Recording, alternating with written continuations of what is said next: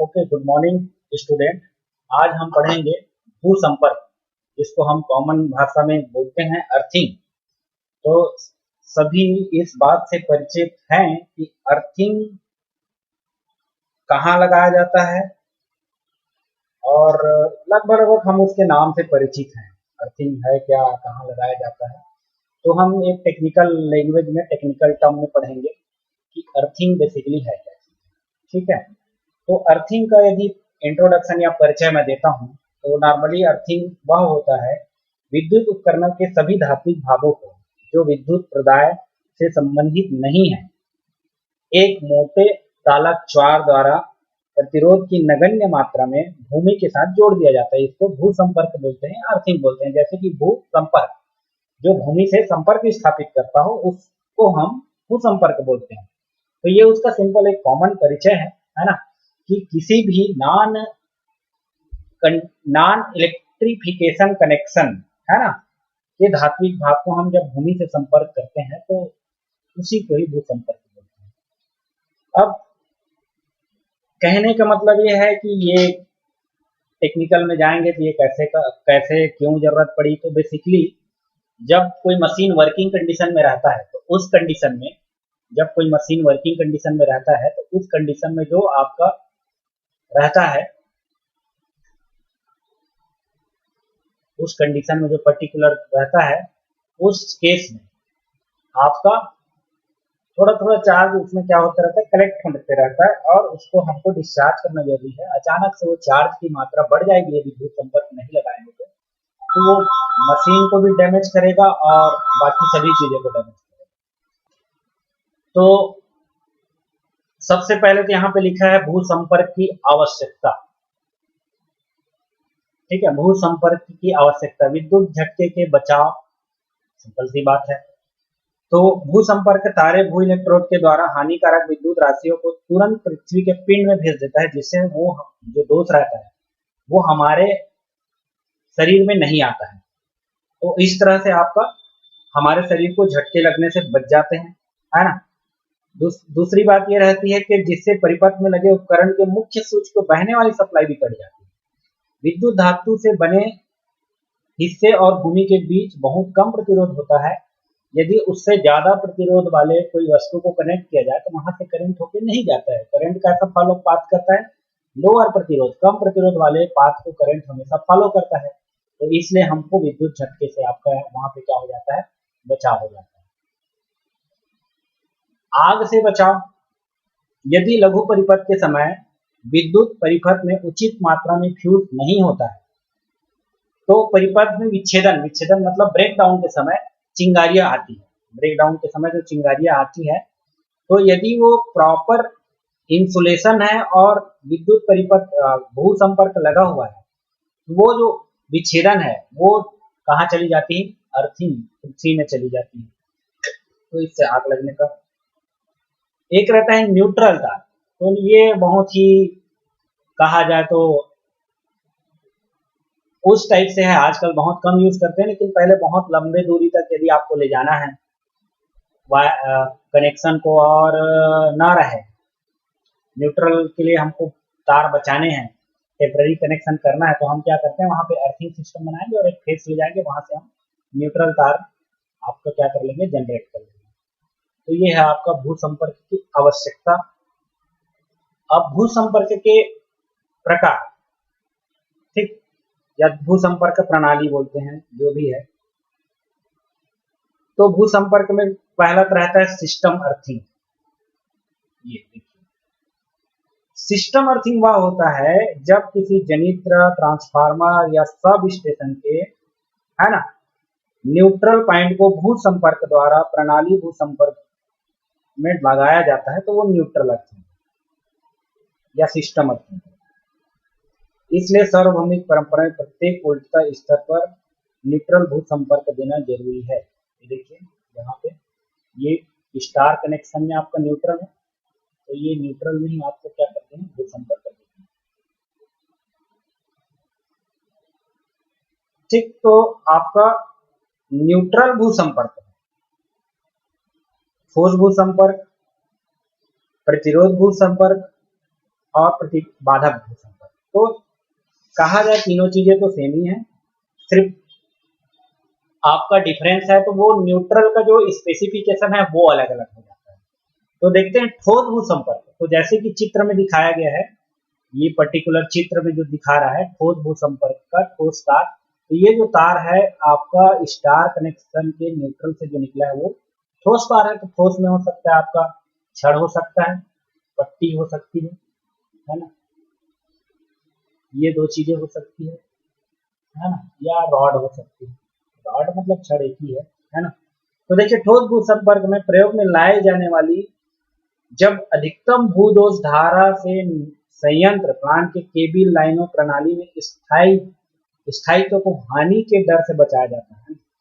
जैसे हमने बहुत बड़ा ट्रांसफार्मर ला दिया है ना सब स्टेशन में, तो अब क्या है यदि हम उसमें कोई दूसरा भू संपर्क लगाए, जैसे रेजिस्टेंस लगा दिए, वो टूट गया है किसी कारण से, तो हानियां हो जाएगी। तो इसलिए विदाउट मेंटेनेंस, विदाउट रिलायबिलिटी, किसी के हम उसमें सीधे सीधे क्या करते हैं, छड़ लेते हैं और उसको भू संपर्क में बना देते हैं। दूसरा रहता है आपका रेजिस्टेंस भू संपर्क, प्रतिरोध भू संपर्क। तो प्रतिरोध भू संपर्क में जो ठोस वायर न रह करके यहाँ पे एक रेजिस्टिव मटेरियल लगा दिया जाता है, जो क्या करता है, रेजिस्टेंस को मेंटेन करता है। तो इस प्रकार के जो रहता है आपका क्षति पहुंचने से पूर्व ही उसके फ्रेम को प्रोटेक्ट किया जाता है, इसलिए इसको लगाया जाता है। जबकि धात्विक प्रतिरोध में स्थिर मान होता है, यहाँ पे मान बदलते रहेगा। उसके बाद है प्रतिबाधा। ये देखिए सारे सिस्टम एक ही है, केवल बदल रहा है तो ये भू संपर्क की स्पेसिफिकेशन। तो प्रतिघात भू संपर्क में आपका यह अधिक दोष धारा वाला भू संपर्क में प्रयोग किया जाता है, जिसका जनित्र ट्रांसफार्मर का प्रतिरोध जीरो सीक्वेंस रिएक्टेंस होता है। अब जीरो सीक्वेंस रिएक्टेंस क्या होता है, ये आपका पढ़े होंगे। जीरो सीक्वेंस रिएक्टेंस क्या होता है, Z0, Z1, Z2, ये जीरो सीक्वेंस रिएक्टेंस के लिए यूज होता है, जिसको आपका कनेक्ट किया जाता है। ये जनरली यूज होता है आपका ट्रांसमिशन लाइन्स में। इसी में आगे है भू संपर्क में आगे है उपकरण भू संपर्क। ये आपका दूसरा स्पेसिफिकेशन है, उपकरण भू संपर्क। तो किसी विद्युत उपकरणों के धारा न लेने वाले धातु चालकों में जो लगाया जाता है उसको बोलते हैं उपकरण भू संपर्क। जैसे बॉडी में लगा दिए, ट्रांसफार्मर है उसके बॉडी में लगा दिए, है ना, वो कहाँ लगा था, डायरेक्ट न्यूट्रल में लगा था, ये कहाँ लगा था, बॉडी में लगेगा, है ना। तो अब देखिए जितने भी आपके 5 प्लग सॉकेट है, ऐसा वाला जो सॉकेट रहता है ये वाला, ये जो रहता है ये भू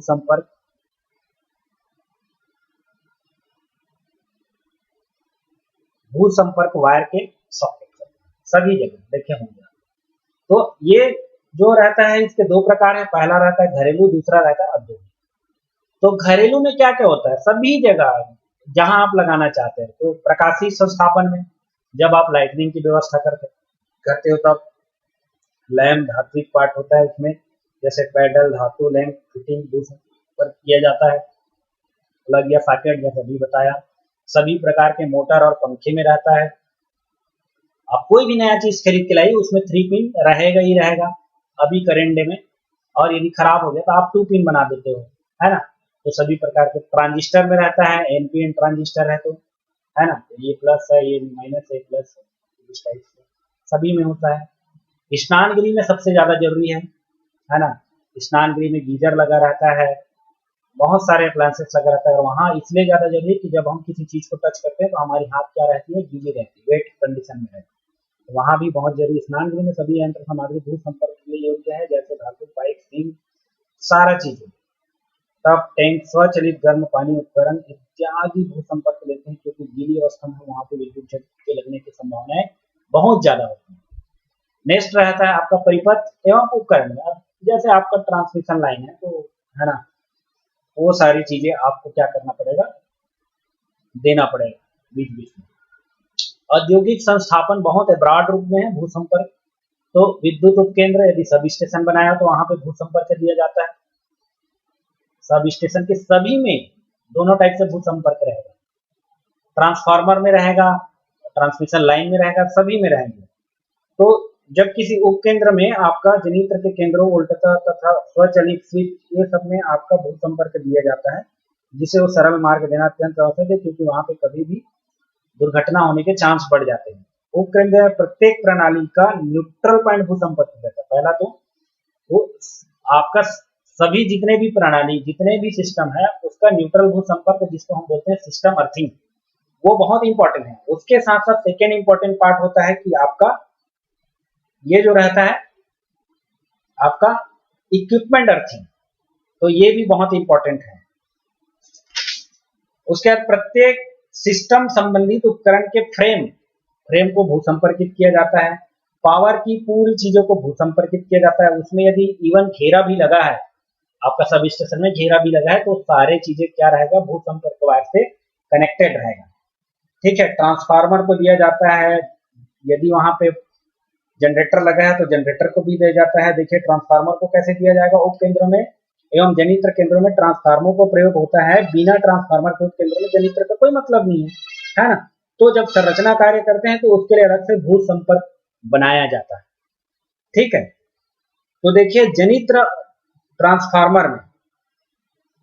ट्रांसफार्मर में 132 से 440 किलो वोल्ट के परिपथ के लिए आपका भू संपर्क न्यूट्रल पॉइंट से दे दिया जाता है और सिस्टम अर्थिंग भी दिया जाता है। सिंपली डेल्टा संयोजित में भी दिया जाता है भू संपर्क, सिस्टम भू संपर्क। और सिरोपरी लाइन में देखते हो सभी खंभे में आप देखे होंगे, जितने भी खंभे आप रहते हो, टेप वायर रहता है, स्टे वायर रहता है, सब में भू संपर्क की तरह काम करते हैं, है ना। ये सारी चीजें आपका विद्युत संस्थानों में संरक्षण युक्तियों को सफलतापूर्वक प्रचालन के लिए दिया जाता है ना। लाइटनिंग में विसर्जन के उत्पन्न उल्टता को भूमिगत किए के लिए बचाव किया जाता है। फैक्ट्री में उपकरणों को पूरा भू संपर्कित किया जाता है। भू संपर्क उपकरण धातुओं के भाग एवं भूमि में निर्धारण किया जाता है। ये सारी चीजें। अब देखिए भू संपर्क का जो लाभ है और हानि है वो तो समझ गए होंगे। क्या काम आता है, न्यूट्रल के लिए काम आता है, आग लगने से बचाता है, शॉकिंग से बचाता है, ये सारी चीजें। ठीक है। तो भू संपर्क की हानियां थोड़ा देख लेते हैं, ये थोड़ा अजीब पॉइंट है। भू संपर्कन की हानियां। तो पहला हानि यहाँ पे है ना, यदि किन्हीं दोषों के कारण भू संपर्क प्रणाली में भी दोष उत्पन्न हो जाता है ना, अथवा भू संपर्क टूट जाए तो प्रतिरोध बढ़ जाता है। तो ये भू संपर्क की हानियों में ऐसा है कि संस्था में किसी दोष के कारण बहने वाली दोषी धारा पृथ्वी में चली जाती है और वहां पे क्या होता है, अर्थफाट होता है। क्या होता है, अर्थफाट। ये एक सिंपल एक हानि है ना। और अर्थ फॉल्ट होने पे आपका पूरा सिस्टम क्या हो जाता है, कभी कभी कोलैप्स हो जाता है। तो इसके लिए हम लगाते हैं अर्थ फॉल्ट रिले, जो हमेशा बता दे या प्रोटेक्ट करे। अब भू तार लगाने के आकार तो ये टेबल में है, देखिए जैसे 10 HP का है, जैसे हमारा 10 HP का है। इसमें देखिए भू संपर्क इलेक्ट्रोड का मान रहेगा, यदि वो इलेक्ट्रोड क्या है, डायमीटर है, तांबा का बना है, तो 60 सेंटीमीटर और ये इतना मिलीमीटर का रहेगा। मतलब कहने का मतलब ये हो गया,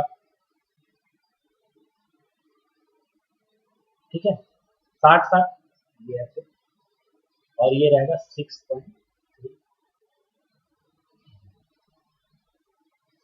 यदि जस्टिक्रेट GI पाइप का है तो भी वही रहेगा, आपका एल्यूमिनियम का है तो भी वो रहेगा। संपर्क चालों का मापन तांबा, ये 10 SWG रहेगा, 7, यहाँ पे 8 SWG रहेगा, यहाँ पे 12.5 मिलीमीटर एल्यूमिनियम का रहेगा।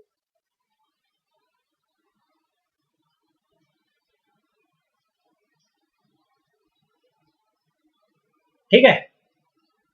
दूसरा, यदि मैं HP की वैल्यू बढ़ा दिया, ये कर दिया, तो देखो ये सारी चीजें सेम रहेगी। तो कहाँ पे बदला, 15 कर दिया, तो देखिए ये भी अभी सेम है, ये चेंज हो गया। 90 जस्टिक्रेट लोहा का आता है तो उसकी मोटाई बढ़ जाती है, एल्यूमिनियम भी बढ़ जाती है, जबकि हम तांबा लेते हैं तो उसमें कम लगती है। ये 6 SWG। उसके बाद 30 से 35, ये सारी चीज के लिए आपका पूरा टेबल बनाया गया है ना। ठीक। अब ये इंपॉर्टेंट क्वेश्चन ये रहता है कि क्वेश्चन कैसे आता है, भू संपर्क को समझाइए और मैक्सिमम परमिसिबल भू संपर्क को बताइए। तो ये अधिकतम अनुमानित भू संपर्क है हमारे पास जो किसी भी सिस्टम या किसी भी आपका संस्थापन में जरूरत है। तो पहले बड़े पावर स्टेशन में देखिए जैसे जैसे आपका वोल्टता की वैल्यू ज्यादा रहेगी वैसे भू संपर्क में रेजिस्टेंस की वैल्यू बहुत कम होती जाएगी। देखिए 0.5 ओम, मध्यम में 10 ओम, आपका छोटे सब स्टेशन में 2 ओम, आपका घरेलू में 8 ओम और अन्य संस्थापन में 8 से ऊपर। ये है आपका भू संपर्क का मैक्सिमम परमिसिबल वोल्टेज।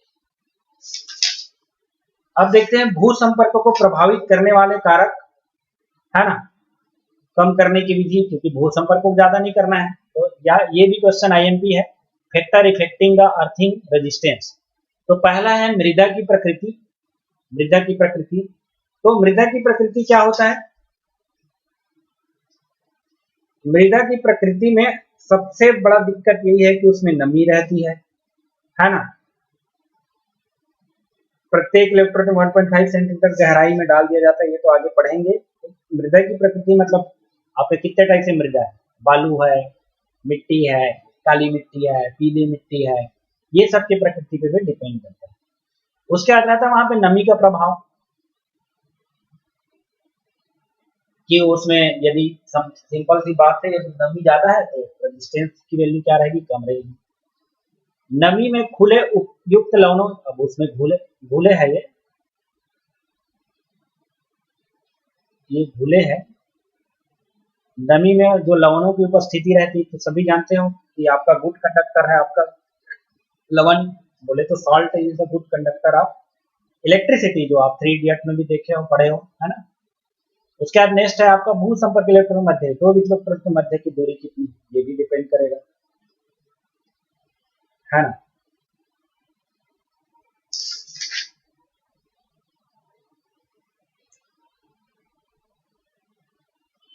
जब दोष धारा बहती है तो इलेक्ट्रोड का विभव विद्युत से अधिक हो जाता है। यह विभव इलेक्ट्रोड के आसपास एक बहुत बड़े क्षेत्र में कार्य करता है, और यदि दो आपका इलेक्ट्रोड के बीच की दूरी, यदि इसकी दूरी डी यदि कम होगा तो फिर अच्छे से भू संपर्क नहीं हो पाएगा, प्रभावित करेगा, तो इसकी डिस्टेंस ज्यादा होनी चाहिए। उसके बाद है नेक्स्ट आपका पदार्थ और गहराई, कि आप कितना, कौन सा पदार्थ है उसकी और कितना गड्ढे आप बनाए। सिंपल सी बात है, गहराई से डिपेंड हो जाती, फिर ये नमी आ जाएगी, जितना गहरे जाओगे लवण ज्यादा मिलेंगे, जितने आपका ये करोगे मृदा ज्यादा मिलेंगे, है ना। मृदा की प्रकृति चेंज होती जाएगी, ये सारी चीज। अब देखिए भू इलेक्ट्रोड, तो पहला है आपका छड़, क्या अब ऊपर पढ़े हैं अपन तांबा जीआई, तो ये छड़ लगा सकते हैं, पाइप लगा सकते हैं। दूसरा पत्ती लगा सकते हैं स्टिप, और तीसरा लगा सकते हैं प्लेट। ये छड़ हो गया, ये पत्ती हो गया, ठीक, और ये क्या हो गया, प्लेट हो गया, है ना। छड़, पत्ती और ये हो गया प्लेट, ठीक है। तो ये सारी चीजें, तो ये सारी चीजें हमने कहाँ पढ़े, ऊपर टेबल में पढ़े हैं। देखते हैं चालक का छड़ तथा धाई, ये सारी चीजें वही आ जाएगी कि 6x6 ये छड़ रहेगा। आप पट्टी लगाओगे तो ये वहां पे दिया हुआ है ना आपका, ये पट्टी का दिया है आपका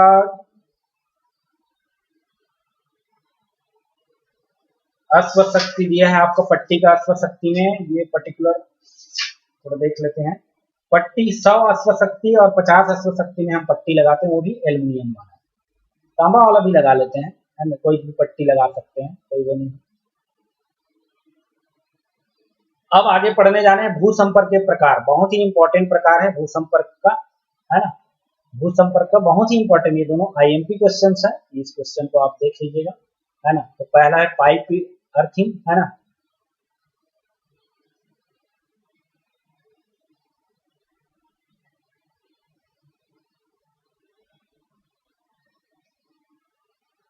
ठीक, तो जिसको सारी चीजें को अपन क्या करते हैं, इसको एलिब्रेट करते हैं।